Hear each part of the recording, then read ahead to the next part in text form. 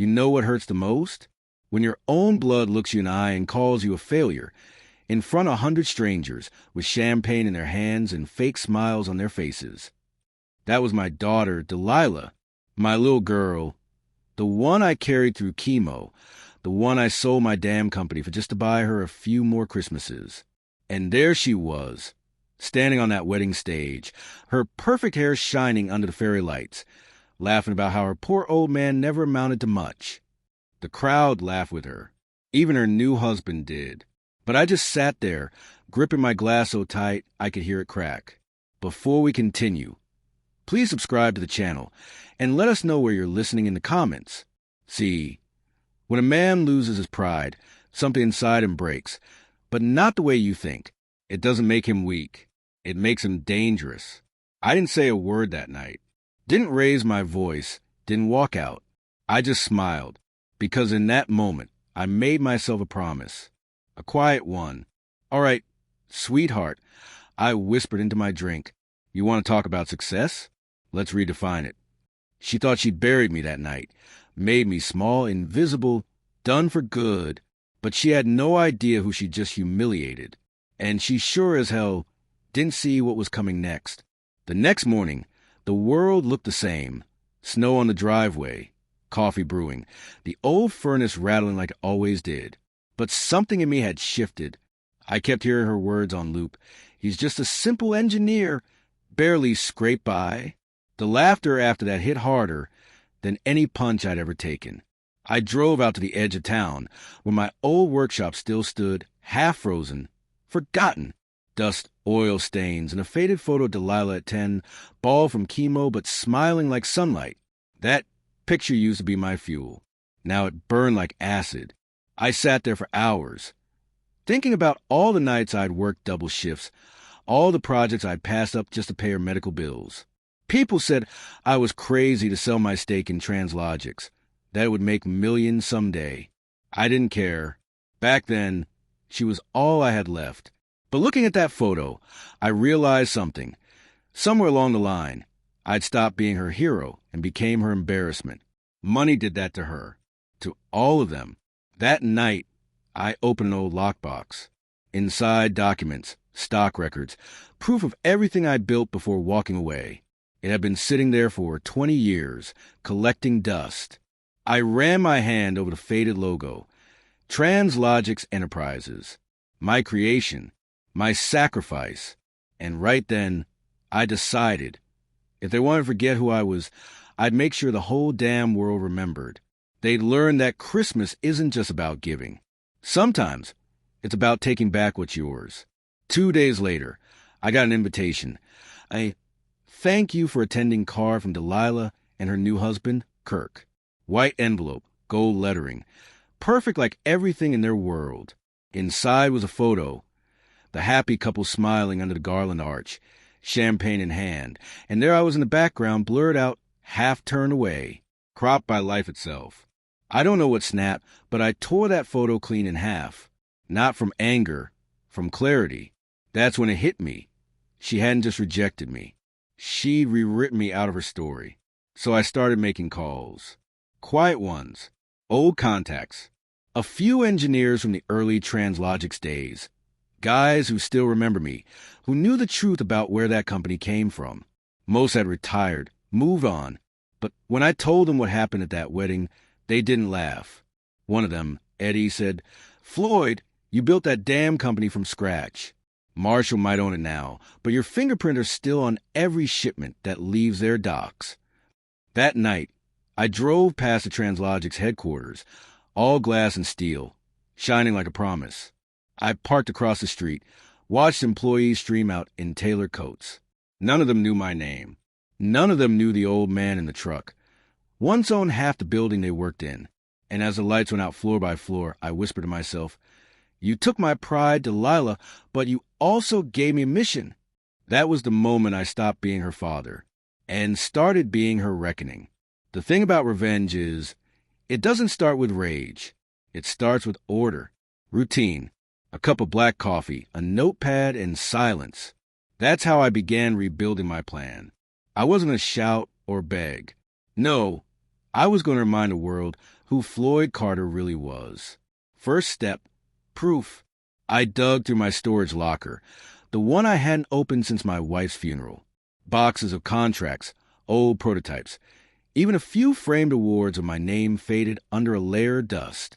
Each document was a fragment of a forgotten empire. And then I found it, the original partnership agreement, my signature, Marshall's signature, the birth certificate of Translogix Enterprises. Seeing it again felt like shaking hands with my younger self, that stubborn dreamer who believed in building something that lasted. I scanned every page, every memo, every photo from those early years. It wasn't nostalgia, it was ammunition. The truth had a paper trail, and I was about to weaponize it. By midnight, my kitchen table looked like a war room. Files stacked high, laptop humming, printer spitting out copies. I wasn't planning chaos. I was planning justice. I poured myself another cup and looked out the window. Snow was falling again, quiet, heavy, relentless. The kind that buries everything if you let it. And that's when I said it out loud for the first time.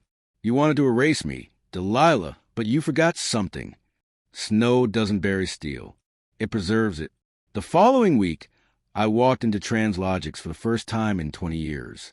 Same logo I'd sketched on a napkin back in '98, now glowing 20 feet tall behind a marble reception desk.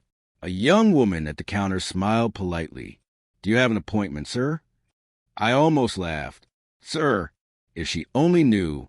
Tell Mr. Marshall an old friend stopped by." I said, "Slide my ID across the counter."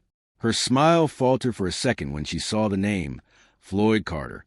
She typed something, frowned, and said, "I'm sorry, he's in a meeting all day." "Of course he is," I replied. "He always was." I left without making a scene. That wasn't the point. The point was for him to know I'd been there, to remember the ghost that still had his signature beside his. Outside, I ran into an old foreman, Gus. Same crooked grin, just grayer.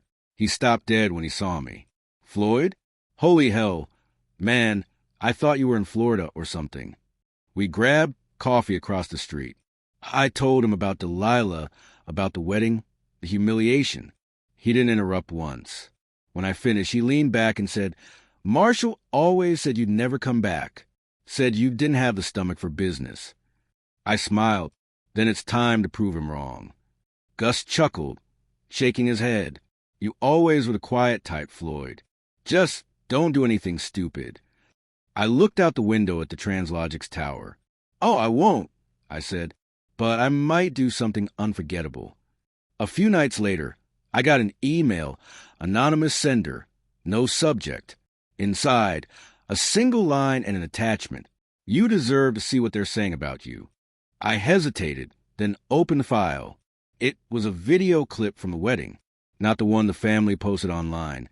This was raw footage. It showed the moment Delilah took the mic. I'd seen it live, but watching it again felt like peeling off a scar. She smiled that perfect, trained smile. "My dad's here tonight," she said, voice sweet as honey. He couldn't help with much, but hey, he did teach me one thing: how not to end up broke. Laughter. Applause. Her husband leaned in, kissed her cheek. And there I was in the frame, small, quiet, invisible. The camera caught me gripping the edge of the table, eyes wet but steady. I closed my laptop, sat in the dark for a while. Then I poured a whiskey and played the clip again. Not to wallow, to study.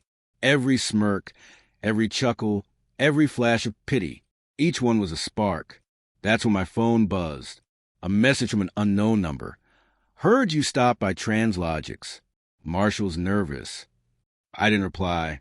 Didn't need to, because if Marshall was nervous, it meant he remembered what I could do. I smiled to myself, whispering, "Good." Let him sweat a little.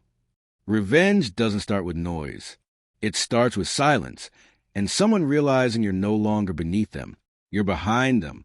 I hadn't spoken to Marshall in 2 decades, but I knew his patterns, the same way a hunter knows the tracks of an old rival. He still played golf every Friday, still hosted those smug charity dinners where rich men clap for themselves. So I bought a ticket to one of those events, Translogic's Christmas Gala for Children's Health. The irony nearly made me laugh. The ballroom was pure theater, chandeliers, red velvet, and the smell of money trying to feel noble. Marshall stood on stage, silver hair perfect, glass of scotch in hand, talking about the spirit of giving. When he spotted me in the crowd, his face froze for half a breath, just enough for me to see it. That flicker of recognition, maybe even guilt. Then he smirked and kept talking. After the speech, I walked up to him. He extended his hand like we were old buddies. "Floyd," he said smoothly, "I didn't expect to see you back in the game." "Funny," I said, shaking his hand. "Neither did I, until I realized how many people forgot who built it." His smile didn't move, but his eyes did. Cold, calculating. "You walked away, remember?" I leaned in. "No, Marshall. I sacrificed." Big difference. For a second, he didn't reply, just raised his glass slightly like a toast. Careful, old friend. Nostalgia can be dangerous. I grinned. So can memory. He didn't know it then, but that was our first shot fired. And just like that, the war had officially begun. The following morning, I found an envelope taped to my truck windshield. No name, just my initials in neat handwriting. FC inside was a printout, a private email chain between Marshall and the Translogic's board. One line stood out like blood on snow. "If Carter resurfaces, discredit him. Old man's bitter, unstable. We can handle it." I laughed, actually laughed, right there in the parking lot. So that was his plan, to make me look like a washed-up ghost chasing Old Glory. That afternoon, I called an old friend, a journalist named Dana Price. She owed me a favor from way back, when I helped her brother land his first job. "I'm sitting on something," I told her, proof of a company rewriting its own history. We met that evening at a diner off Route 17. She looked me over, skeptical but curious. "You sure you want to dig up old ghosts, Floyd? Guys like Marshall don't play fair." I slid the folder across the table. "Neither do I." She flipped through the papers, partnership contracts, dated memos, design schematics with my initials on them. Real, irrefutable. "Holy hell," she whispered. "You built half of Translogic's." I sipped my coffee. Built it, sold it, and then got a raise from it. But that's about to change. She nodded slowly. "You're going public?" "Not yet," I said. "First, I want them to see me again, to remember what they buried." When I left the diner, snow was falling again, soft and quiet. I could almost hear the crunch under Marshall's shoes when he'd read tomorrow's headline draft on Dana's desk. It was titled, "The Forgotten Founder." The story broke 3 days later. Front page of the local business journal. "The Forgotten Founder, How Translogic's Buried Its Co-Creator." My name, my photo, the truth. I expected silence. Instead, it exploded. Calls, emails, reporters sniffing for quotes. Even a few old employees reached out, some with guilt, others with awe. And Marshall? He panicked. Within hours, Translogic's PR team released a statement calling it a misunderstanding. That word, misunderstanding, it's what people use when they're caught with blood on their hands but still think they can wash it off. I watched his televised press conference that evening. He stood behind the same podium we used to share in the early days, talking about revisionist claims and bitterness. His voice trembled only once. When a reporter asked if it was true he bought out my shares right before the company's first major contract, he said, "Mr. Carter was fairly compensated." I turned off the TV and smiled. He'd just confirmed everything I needed him to. That night, my phone buzzed again, this time from a number I hadn't seen in years. Delilah. Her message was short. "Dad, what's going on?" "Kirk's freaking out." "Did you really start that company?" I stared at the screen, thumb hovering over the reply button. I almost answered. Almost. Instead, I set the phone down, looked out the window at the snow drifting through the streetlights, and whispered, "You wanted the truth, baby girl. You're about to get all of it." Because this wasn't just about revenge anymore. This was about legacy, and mine was done hiding. By the next morning, my name was everywhere. Talk shows, podcasts, business blogs, all spinning the same story. The humble engineer who gave everything for his daughter, erased by greed. People love a martyr when he fits their moral script. But I wasn't aiming for pity. I wanted recognition and reckoning. I went down to the old coffee shop near the plant. It used to be full of line workers, truckers, guys with grease on their hands. Now it was filled with suits scrolling on their phones.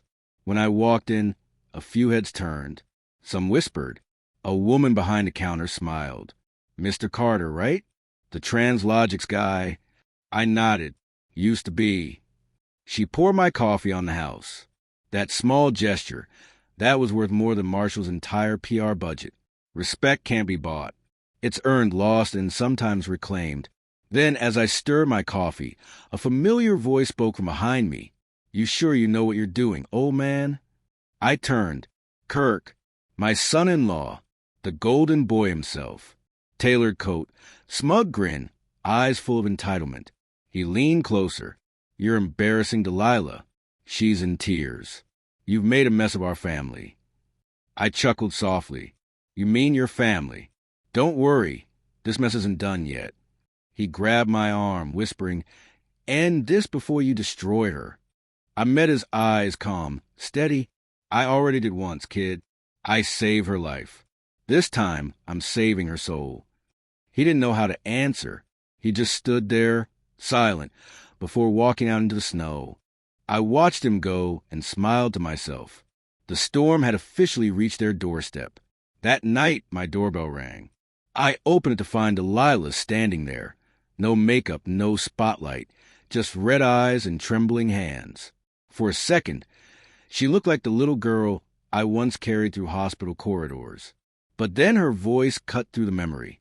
"Why are you doing this, Dad?" she asked. "You're ruining everything."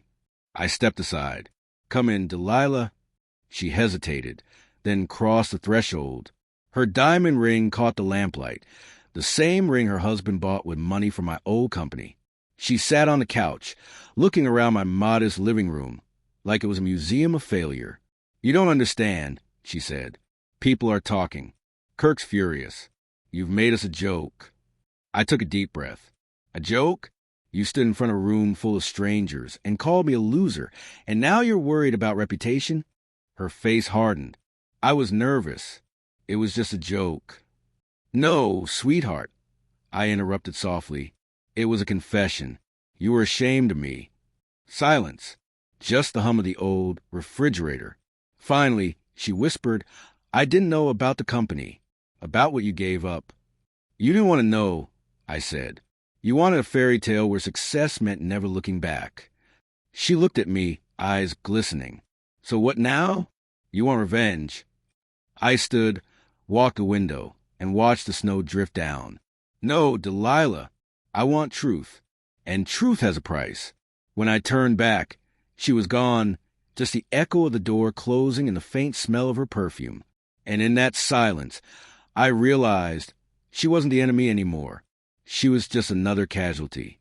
2 days later, I got a summons. Marshall wanted a private discussion. His assistant called it a settlement meeting. I called it what it was. A trap. Still, I went. Because some wars end not with bullets, but with signatures. The boardroom looked the same, polished wood, glass walls, skyline view. I'd helped design this very building, back when the dream still meant something.